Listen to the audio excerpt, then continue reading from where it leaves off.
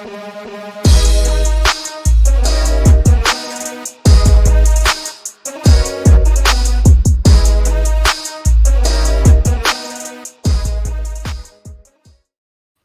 up, everyone? Welcome to Level 7. It is time for another episode of the Agents of Fandom podcast. I'm your host, TJ Zwarych, ready today to talk about Wake Up, Dead Man, a Knives Out mystery. It's a fun time right now where we don't have a ton of TV that we've been talking about, but there's just been movies coming out, and we get one after another. Running Man, Wicked for Good, Knives Out, Avatar. A lot of fun stuff coming, and joining me today to talk about Wake Up, Dead Man, a Knives Out mystery. First up, we have the editor-in-chief of the Mary Sue, Rachel Leishman. How you doing, Rachel? I'm doing well. How are you? I'm good. I'm a little tired. It's getting cold outside here, and the seasonal depression is kicking in. You know, converting it to Fahrenheit for my American friends, it was like 5 degrees yesterday here, and it's too much. You gotta. It's just. What is that? It's a little cold. And it's only getting colder.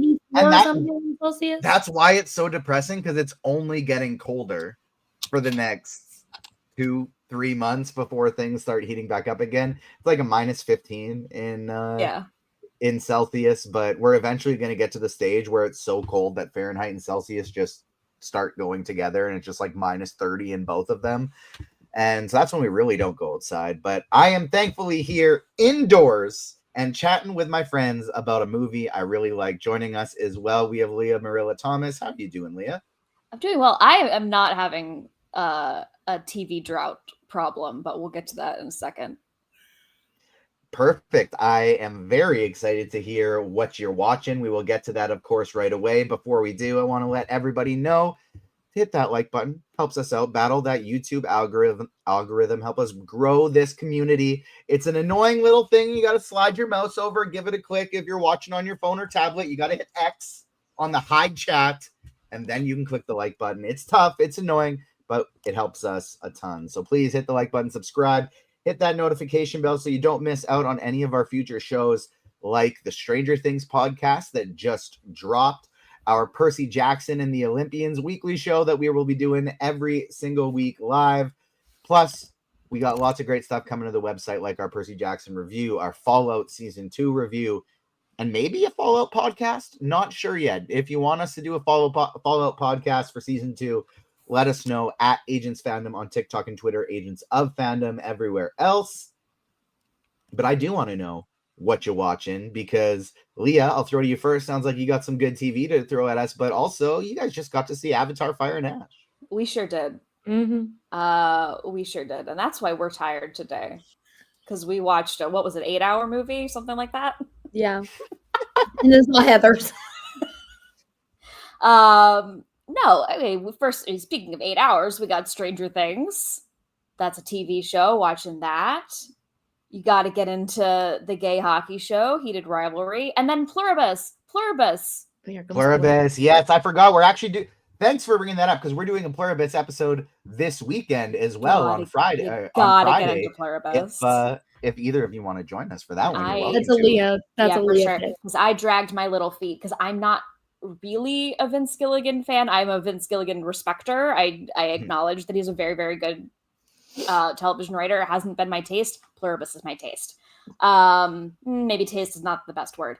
Anyway. I am really looking forward to diving in on that one. 3 p.m. Eastern this Friday, we will be talking Pluribus season episodes 3, 4, and 5. Nice. And then we saw the Avatar. We saw the Avatars. Rachel, how about you? What you been watching? Avatar, Stranger Things, Welcome to Derry. Oh yeah, that's a good one. I love Pennywise. My brother made me watch the Survivor Series War Games, which is wrestling. And I made a fun little game, and I called the one team the Hotties, and then the other team the Naughties, and I stand by it. And the Hotties were referring to Cody Rhodes, CM Punk, and Roman Reigns. I stand by it. Anyways, the Naughties included Logan Paul. So fair. That's some good analysis. Secret Life of Mormon Wives. My mom and I started that show. It's nuts. They're like, first of all, they say mom talk a lot. And it what? Yeah, of course it's a lot. Well, but like I watch a lot of reality TV, so I was like, oh, this will be more like, no, it's crazy. There's so many plot twists. Like you gotta be focused in because all of a sudden someone's mad for something and you gotta figure out what's going on. And so, but they say mom talk a lot, and it sounds like they keep trying to go to mom talk. And it's been driving me crazy. And I was like, why are they going to mom talk? And then I realized it's mom talk. And then it was revealed that I don't know if you guys remember this TikTok, but there was a girl whose baby tested positive for RSV, and she was like doing a dance over her baby who tested positive for RSV, and it went like viral because everyone was like, "Girl, go tend to your baby. Why are you doing a TikTok dance over your sick child?" And she is on the show. She's one of the Mormons. It's crazy. I love it. There's so many plot twists. Was that the one where she's just like bawling in the video? And it's just like a gif that everybody uses now for like when you have to pretend to be happy, but there's tears over your face? No, not that one. When you see this one, her name is Whitney Levitt. When you see this video, you're gonna be like, "Oh, I remember that," because that's what I did. I was like, "Oh my god, I remember that video." But then also there's a girl. Her name is Jen Affleck. She was recently on Dancing with the Stars. She went around telling everyone she's related to Ben Affleck, and her husband's like, "No, we're not." She goes, "That's what the family said," and there's a contention on whether or not this woman is related to the Afflecks. No mention to Casey. Only Ben mentioned. All of these phenomenons are phenomenons are things that I have just absorbed through pop culture. Like you're not telling me any new information, and I've never watched a single episode of this series. Well, I think that's kind of also the one where mom talk won't survive this. That's from that show, right? Yeah, 100%. And I also think that's what is so fascinating about this show is that like Leah has just learned it by osmosis. Like it wasn't like I watched it in our home and she learned it, which is like kind of what happens with some of the reality shows. Oh wow, Leah learned something without Rachel. No, that's not what I'm saying. Mute her. That's not what I'm saying. But like most of the reality shows I'm watching in our living room. So it's like a little different. This one was just like me and my mom were like, you know what? Everyone keeps talking about this show. Let's put it on. And so it is just like crazy. Now the girl who did the dancing video over her sick baby is going to be Roxy Hart on Broadway. There's a lot about the Secret Life of Mormon Wives that I just want to study. Like I wish there was a class on just that show and I would study it. I'm sure there is. Probably in college right now. People are studying the Secret Lives of Mormon Wives. Oh, yeah. Oh, and then I saw Avatar. Listen. Those movies are movies. And as I said before we started filming, my problem with those movies isn't actually to do with the movies, it's with the way people talk about those movies. Because why is it on Best Picture lists before anyone actually saw that movie? And like, yes, visually, James Cameron changed the way we can make movies back in 2000 and what? 9 was it? I was a junior? Yeah, that makes sense. Yes. Okay, back in 2009, yes, he changed the way we are like doing CGI and making movies and stuff like that. But I watched Avatar, both The Way of Water and Fire and Ash, and was like, yeah. I mean, they made Thanos look real. Like no longer. You're gonna get fried for saying that. Fine. If people fry me over the Blue People movie, I will be A-okay. No, I know it was 2009 because I was a junior in college, and I was a media studies major, and I started in my notes for class every day, didn't matter what class, marking how long it took for someone to bring up Avatar every single day, every single class. It would happen. I think that's also part of why I don't like it, because I remember all of the boys in my like school were like, this is the greatest movie I have ever seen. And I finally went and saw it and came back to school and was like, I think you guys need to watch more movies, because like there is no way that is the greatest movie you have ever fucking seen. They're blue people fucking next to a tree. Like we've got to have a come to Jesus about the Avatar movies. But I have fun with them. I am just tired of how people talk about them. That's what Una Chaplin wants. Una Chaplin wants you to have a come to Jesus. Yeah, and she looks great while she does it. There are also fun otters in it, which I loved. But other than that, it is an Avatar movie. So if you love Avatar and Onway or whatever her name is, Iwe, Mother Earth, the lady, if you like that stuff, if you like a white boy with dreads, movie for you. But Please stop acting like it's God's gift to cinema. I can't handle it. And all I have to say is that high frame rate, okay, variable frame rate going between the two should die. That's our take on Avatar. Fire that. I hate it. I haven't seen it yet. We got a nice invite to the Canadian premiere, but I unfortunately could not go because I don't have any money and it's in Toronto. But and it's cold. It's very cold. Yeah, Do you think I want to leave the house when it's this cold? Absolutely not. I'm bundled up. I got my slippers on. I got a long sleeve shirt with a hoodie over top, and I'm indoors with the heat on. But it's a running joke on the podcast. I have to bring up Avatar: The Last Airbender in some capacity on every episode. And it just I can never get past the fact that it's like, the same name. That sucks, but whatever. Okay, the second movie is about a water tribe. Yeah. Okay, the third movie is about a fire nation. They got to go to the Hufflepuff fourth next. movie is going to be about air nomads. No, it's just getting too much. Listen, yesterday someone pointed this out. The original Na'vi, like Zoe Saldana's tribe, they are with air and or wind because they got the birds. So your first Avatar that you're covering is about the air nomads. Unbelievable! It's exactly the show, but the show is a lot better. And that's my take on Avatar. I haven't actually seen The Way of Water. I saw the first one. I have not seen The Way of Water. Our guy Bahayakon is a whale who is an outcast, and he's like, I don't know where my people are. And then he connects to Jake Sully's kids. This is now a podcast episode. No, because very few people have seen this movie. We should not be going. No, I'm talking about The Way of Water. Oh, sure. Bahayakon and Jake Sully's one kid, Loak. That's that one's name. But they are like besties. And then Bailey Bass, who could have continued to be our sweet Claudia in Interview with a Vampire, is a blue girl. No, I respect her financial choices. Make your money, girl.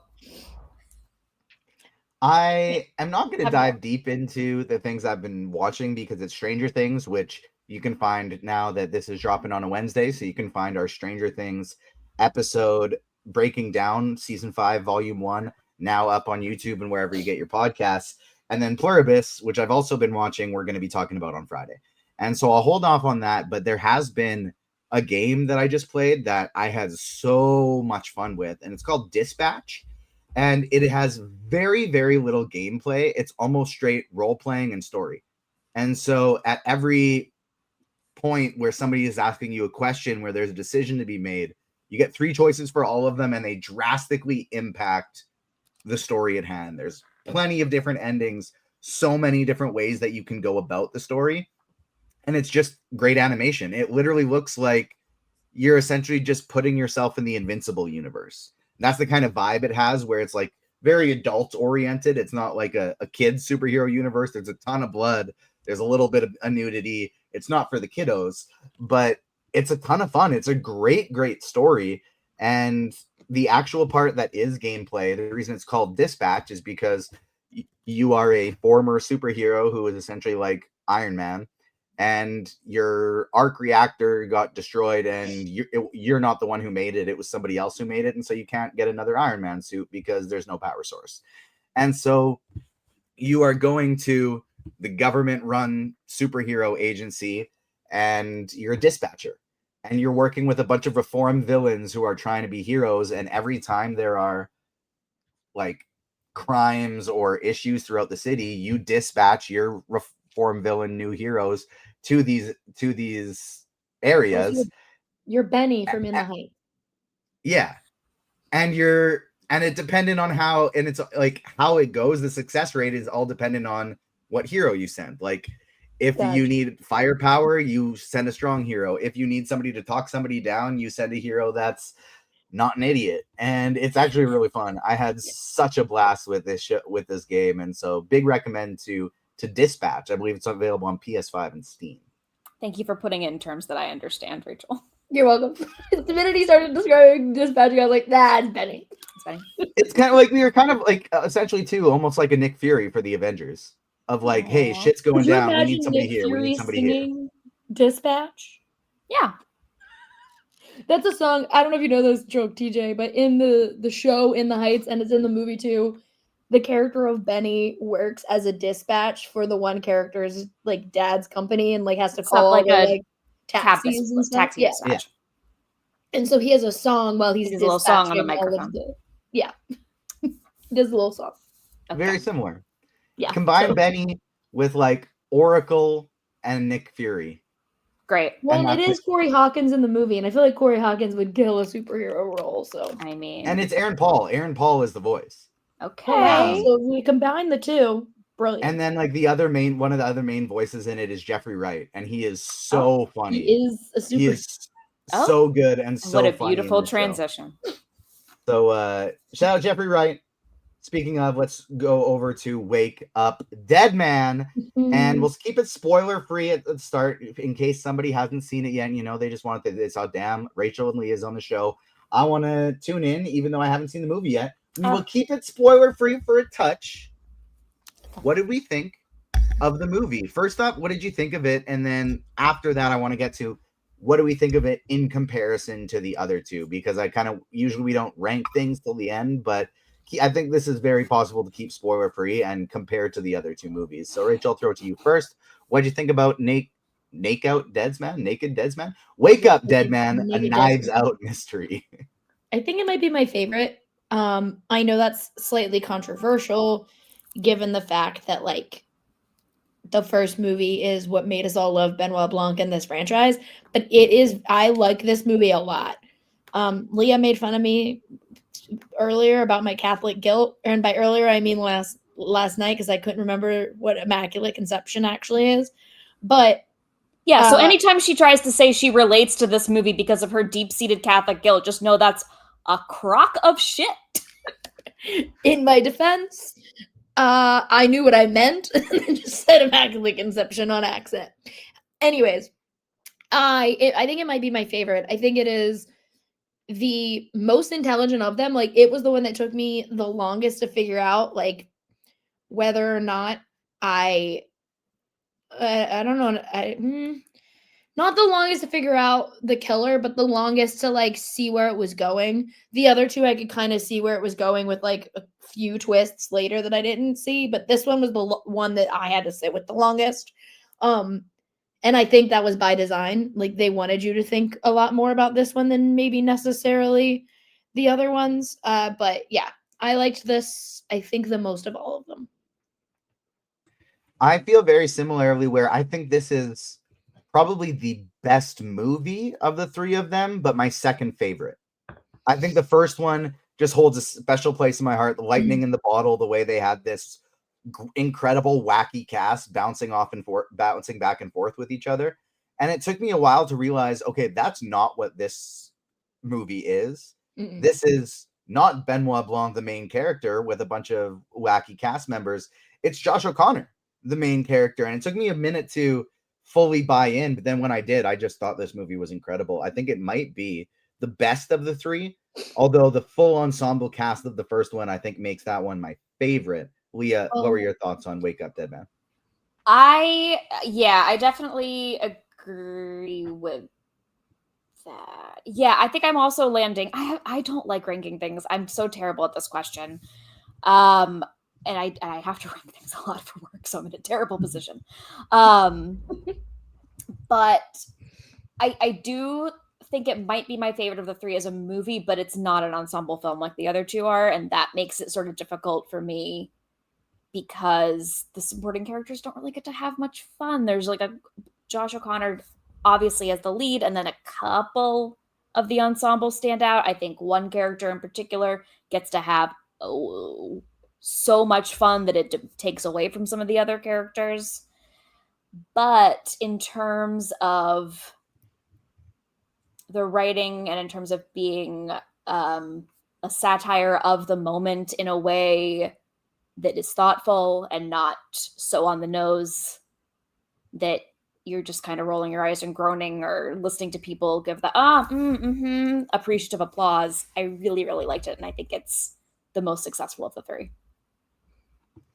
Agreed there. Let's start diving into spoiler territory. So spoiler warning for Wake Up Dead Man and Knives Out Mystery. Let's talk about Josh O'Connor, because this was one of my favorite performances the entire year. I saw a lot of, we got a review up on agentsfandom.com from this movie from TIFF. Shout out Ryan Cortero. You got to see this a while ago, and I remember reading the review and thinking, okay, a lot of Josh O'Connor praise. All right, looking forward to this. And then seeing everybody else's reviews and going, oh, everybody's saying this. Like, Josh O'Connor really seems to be the standout. Mm-hmm. I still wasn't totally expecting this to be his movie. You know, like, he is the main character. He is the lead. And truly, it's one of my favorite performances of the year. Leah, what'd you think about Hot Priest, Josh O'Connor? Yeah, I mean, he's having an incredible year. I really, really like The Mastermind, so I don't know if I would call this my favorite of the two. That's, again, here I go. I'm like, how can I weigh these things against each other? But yeah, he's so good. He's such a like interesting as a leading man type. I think we have a lot of conversations about whether or not there are movie stars anymore, whether or not certain actors can lead films. He's doing a great job. Those are my broad strokes. He really is. And I didn't like the way he just was so, I'm struggling to find the words that I want to go here, but the way he just became this character, and I realize that's what acting is. Mm-hmm. But congrats. You described acting. I did not see Josh O'Connor in this character. You know what I mean? Like, I wasn't looking at this saying, this is the Challengers guy and he's a priest now. I was fully bought in thinking, like, this is a character, an actor I have never seen before, and I'm just so invested in his story and what's going on. Rachel, what did you think about Josh O'Connor in Wake Up Dead Man? Oh, I loved him. Like, not to go back to the Catholic guilt already, but his character is like such a perfect embodiment of like what Catholic guilt does to people in a lot of ways, because it's like he takes, like, his whole character is something that is completely out of his control. Like, his motivations and everything was something that he didn't do on purpose, but he has internalized it as, oh, I'm a horrible person. Look at this horrible thing that I've done. So when it is like revealed that it is like something that wasn't necessarily even his fault that put him in the Catholic Church in the first place, like in the priesthood, is so interesting, especially when you like break down how all of these other characters kind of interact with faith, especially in that church under the rule of Josh Brolin. But I think he is like, having him as that, I don't want to call him sympathetic, but he kind of is, as like the sympathetic lead of this movie, balances all of like, it makes you not as focused on the mystery of what's going on, because you want to see what's going on with this dude. And it was a smart way of kind of switching the game that these movies are, because for the most part, the mystery is the thing that you go into and you're like, okay, like I want to solve the mystery. And this movie, like, that was like the third thing I was interested in because of Josh O'Connor. The irony of Josh O'Connor as a hot priest next to Andrew Scott was not lost on me. It just big year for hot priests, I'll say. There was a big year for hot priests and rabbi. But I thought Andrew Scott was a great love to hate character in this one. But having said that, he, like most of the other cast members, I just kind of wanted a little bit more of, not because I think the movie needed it, but because that's what my expectations were going into this movie based on what the other Knives Out movies were. But I think Andrew Scott and Kerry Washington were probably my favorite standouts of the group. Rachel, who outside of Josh O'Connor were the castmates that stood out the most to you? Josh Brolin was incredible, but I feel like Josh Brolin was just Josh Brolining, you know? Yeah, but also, as I was watching this movie, I was like, oh shit, Josh Brolin's going to be in my top actors of the year, because I was like, he's been in 3 movies, and like, I think I watched another movie Josh Brolin was in. I was like, God damn it, Josh Brolin's going to be up there. But I really loved Thomas Hayden Church's deal, because he was just like a nice dude. Like, I was like, I liked his whole vibe. It took me so long to place that was Sandman.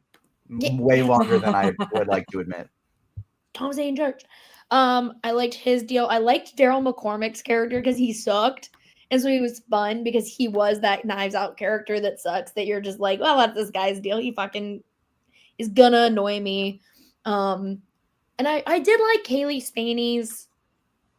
Like, I wish I had more Just of name her. the whole cast, why don't you?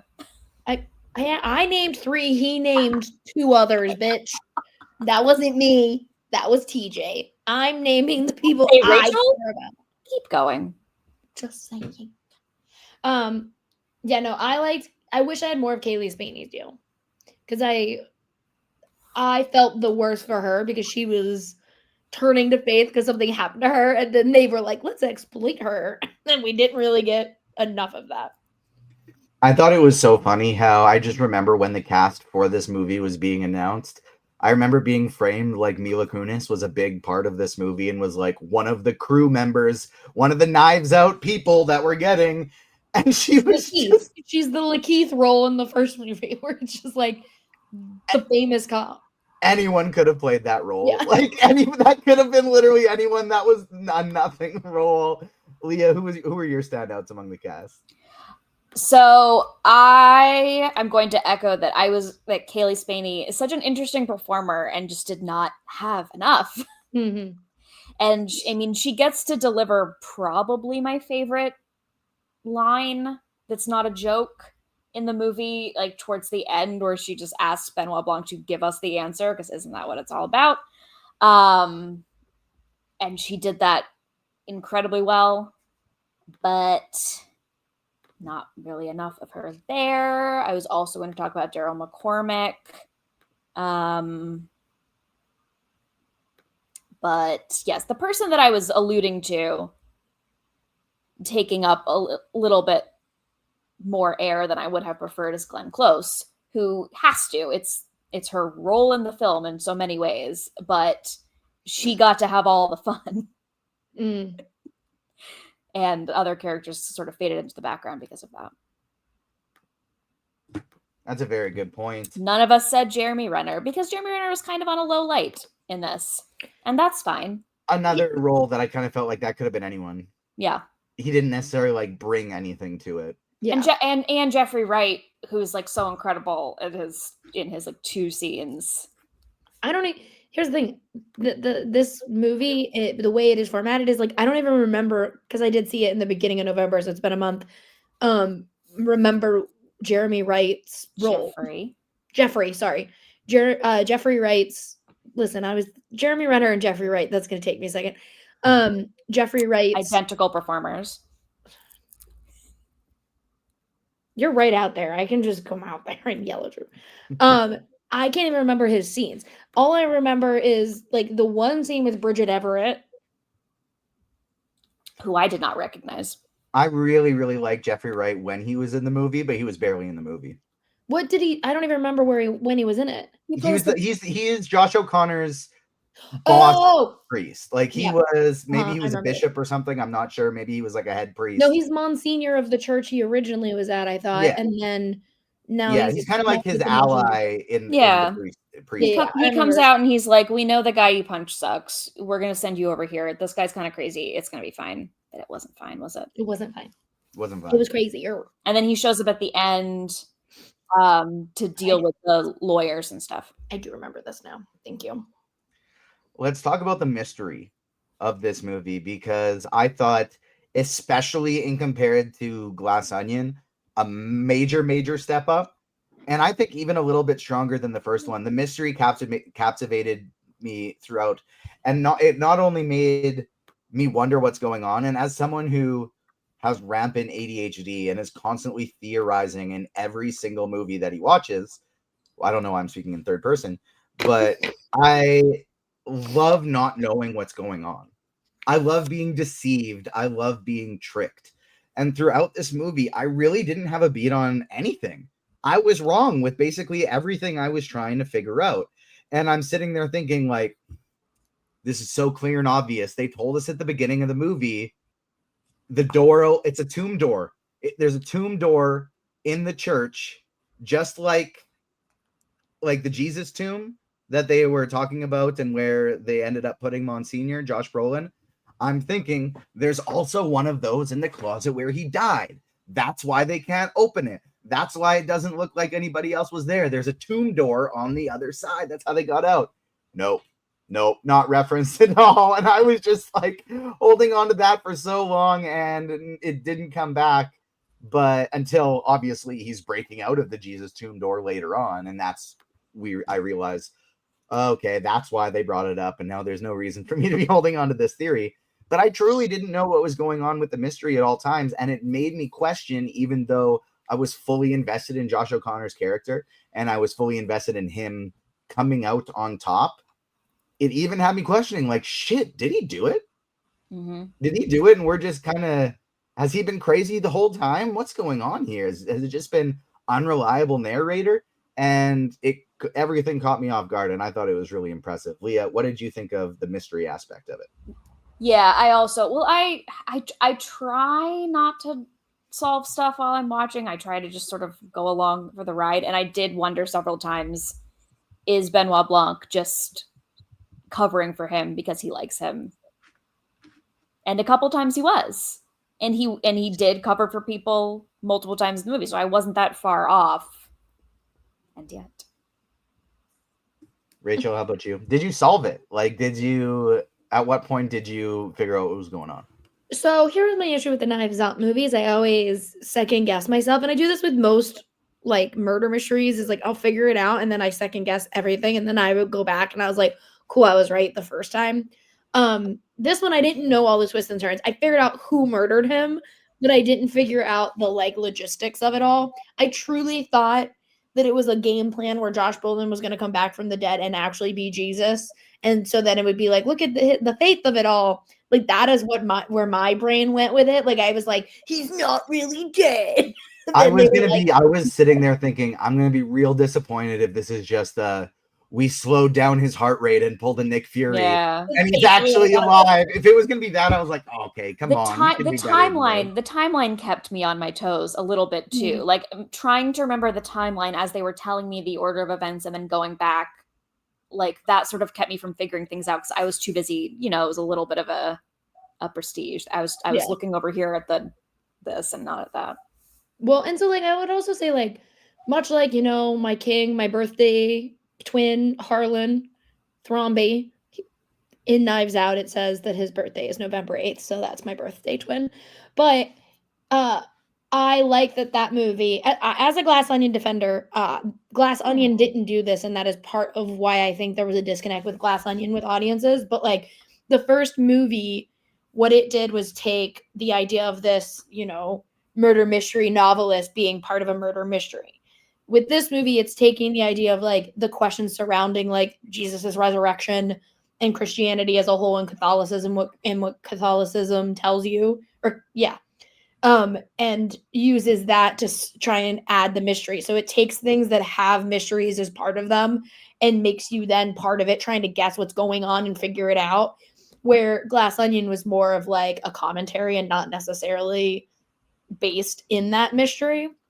And so a lot of this movie was making you question things, even though you have your own beliefs and you are set in them, you're still questioning them, which I think is a very smart way of doing this. And like when I went to the screening, Rian Johnson did like a talk after with JJ Abrams, and the two of them were talking, and like Rian said he was like, into my 20s I was like a very devout Christian, like raised Catholic, thought all of these things, and then this is my movie like about how I fell out of that and was questioning faith and religion and all of that kind of stuff. And so it is very, very interesting to kind of see how that plays into this movie, especially because like I think JJ Abrams was like, oh, I thought it was going to be the opposite.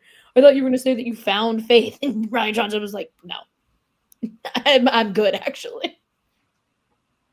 I would really love to see Josh O'Connor's character in Knives Out and Ralph Fiennes' character in Conclave sit down and have a conversation. You gotta have a conclave. I want to see the two of them hanging out, having a drink, and just talking about the mysteries of faith.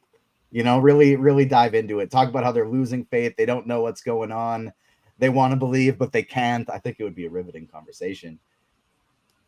Any kind of thoughts on specific shots in this movie, pieces of the cinematography, the score, or any favorite moments that we haven't talked about that either of you would like to dive in on? It's a small little piece, but when the organ starts playing and freaks the shit out of everybody, that was like subtly one of my favorite parts of the whole movie. Yeah, when he's playing the Phantom of the Opera. Yeah. Incredible stuff. Any other moments like that stood out for either of you? That forest was so gorgeous. There's lots of good woods in movies this year. A lot of good movies about go outside and touch a tree, man. I'm really enjoying that. Rachel, how about you? I was looking at my Letterboxd review to see what I wrote. I do love, unfortunately, part of something that I enjoy when it comes to the Catholic Church is the stained glass of it all. And this movie didn't have enough of it for me. I wanted more stained glass. I love a stained glass moment, but I did like the imagery of like the broken cross that they have, and then Josh O'Connor It was missing. fixing it. Yeah. He said it broke, is what Josh Brolin said when he first got there. And then we see that it is actually broken. But I like the imagery of Josh O'Connor putting it up the minute that he's in charge of that parish. But yeah, I did wish. Okay, here are my couple of thoughts. Incredible music jokes. I wish I knew what I was thinking literally a month ago when I wrote that, because I saw it on November 2nd. Well, probably the Phantom. The Phantom stuff, yep. And probably also when he turns on his car and he's listening to Skimbleshanks the Railway Cat, the cat of the railway train. That is true. And I know I put that vaguely because I didn't want to spoil me. For you. Yep. That is why I did that. Thank you. I was doing it to be kind, and now I can't remember why. It's because I didn't want Leah to be spoiled. And then my other thing was, this is part of the scenery. Why is Josh O'Connor always at the scene of the crime when there's wind? Is my question. Like, what about that man have we decided as a collective? He needs to be in the wind. That is what's crazy to me, is like, if I had a nickel for every time Josh O'Connor was in a scene with a bunch of wind, I'd have 2 nickels, but it's weird that it's happened twice. Because God is there with him and he's reminding him. He's in Challengers. He's Patrick. He's Patrick. Yeah. Maybe not there for Challengers. There are parts of Challengers he might not have wanted to be there for. Benji. You're muted, Leah. God was not there. God was not there in New Rochelle at the Challengers. New Rochelle. Make sure to stay tuned because we got a lot of really fun content coming. You can find our Stranger Things podcast already up streaming wherever you get your pods and on YouTube. We'll have Percy Jackson coverage every week, Pluribus every couple weeks. We're going to have a show for Avatar, Fire and Ash. We're going to have a show for, wasn't there one more movie before the Christmas we were covering? Maybe not, but we got some Fallout stuff coming as well. So stay tuned, subscribe on YouTube, wherever you get your pods, hit the like button on this video, and hit that notification bell so you don't miss out on any of our future shows. Also, you can find us on socials at Agents Fandom on TikTok and Twitter, Agents of Fandom everywhere else. Leah, where can the people find your work? Where can they find you on socials? Leah Marilla, pretty much everywhere. My Twitter and Instagram are private, but that doesn't mean you can't follow me. Writing at The Mary Sue, at Collider, at Cosmopolitan, anywhere and everywhere. What will it take for me to be able to write something for The Mary Sue? Do I have to be a woman? No. You don't. It is, preferred, but you don't have to be a woman. Okay, well, I'll do something for free just so I can say you can find my work at The Mary Sue too. For free. It don't work for free. You Canadian. I know you have free healthcare. For free.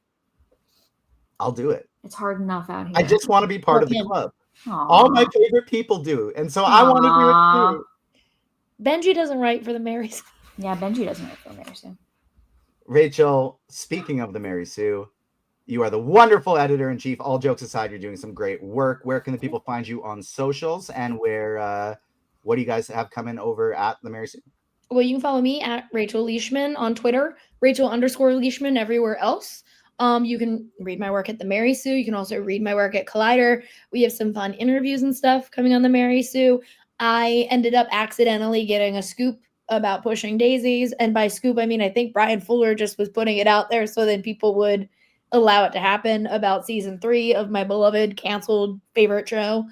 And yeah, follow us, retweet us, like all of our things. Thank you.